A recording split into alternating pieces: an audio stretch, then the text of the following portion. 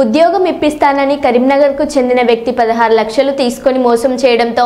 ఆత్మహత్యకు పాల్పడిన భద్రాద్రి కొత్తగూడెం జిల్లా జూలూరుపాడు మండలం సాయిరాం తండాకు చెందిన యువజంట రత్నకుమార్ పార్వతీలు గత నెల పురుగుల మందులు తాగి మృతి చెందారు. దీంతో కేసు నమోదు చేసుకొని విచారణ చేపట్టిన జూలారుపాడు పోలీసులు పెద్దపల్లి జిల్లాకు చెందిన స్వాతి జూలారుపాడు మండలం మార్చినపేట తండాకు చెందిన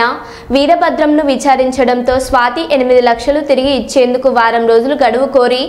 వెళ్లి ఇప్పటి వరకు తిరిగి రాకపోవడంతో అనుమానం వచ్చిన పోలీసులు వీరభద్రంను అదుపులోకి తీసుకొని విచారించడంతో స్వాతిని పదునైన కత్తితో హత్య చేసి తన సొంత పొలంలో పాతిపెట్టినట్లు పోలీసులు ఎదుట అంగీకరించడంతో